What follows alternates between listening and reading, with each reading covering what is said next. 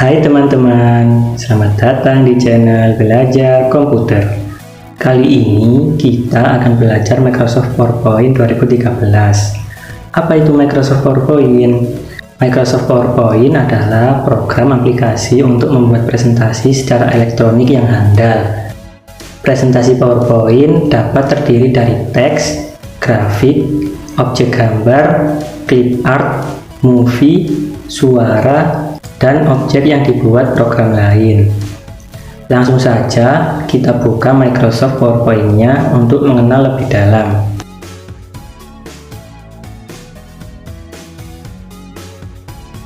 Pada Microsoft PowerPoint 2013 terdiri dari 8 menu utama, yaitu Home, Insert,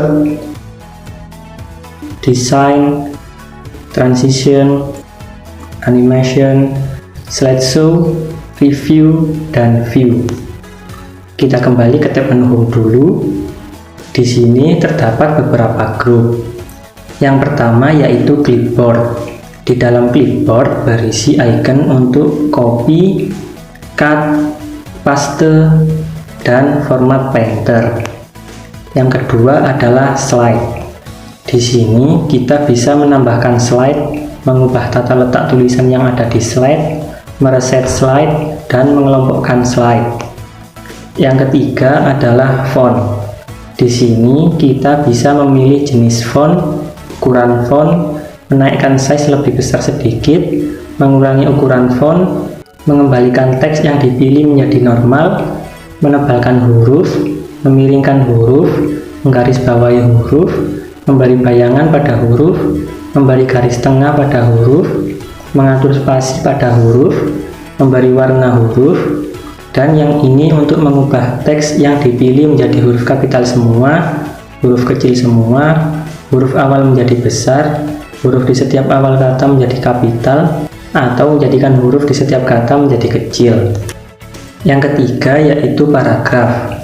Di sini kita bisa mengatur paragraf seperti penerapan bullets dan numbering, memindahkan teks sedikit ke kiri, memindahkan teks sedikit ke kanan, mengatur spasi antar paragraf, meratakan teks ke sebelah kiri, meratakan teks ke tengah, meratakan teks ke sebelah kanan, meratakan teks kanan kiri, mengatur kolom pada slide, mengatur rotasi huruf, mengatur tempat hurufnya, dan menambahkan flowchart. Yang keempat yaitu drawing. Di sini kita bisa menambahkan text box, auto shape, mengatur objek, memberi warna pada layout, dan memberi efek pada layout. Yang terakhir yaitu editing, untuk mengedit teks. Sekarang kita pindah ke tab menu Insert. Yang pertama yaitu Slide, digunakan untuk menambahkan slide. Yang kedua yaitu Tabs, digunakan untuk membuat tabel. Yang ketiga yaitu Image. Di sini kita bisa memasukkan gambar. Yang keempat yaitu Illustration.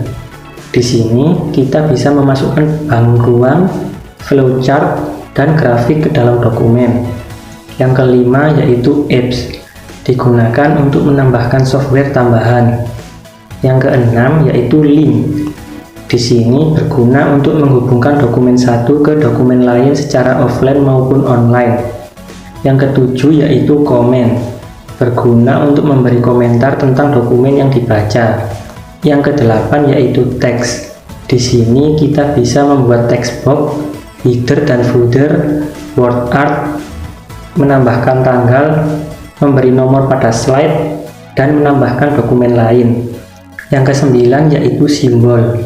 Di sini kita bisa memasukkan rumus serta simbol-simbol ke dalam dokumen.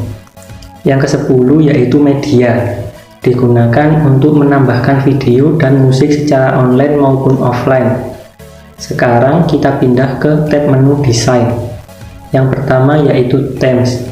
Di sini kita bisa memilih desain yang sudah disiapkan oleh Microsoft PowerPoint. Yang kedua yaitu Varian. Di sini kita bisa mengatur warna, mengatur font, memberi efek, dan mengganti background. Yang ketiga yaitu Customize. Di sini kita bisa mengatur ukuran slide saat presentasi dan mengatur format background. Sekarang kita pindah ke tab menu Transition. Di sini kita bisa menambahkan efek perpindahan dari slide 1 ke slide selanjutnya.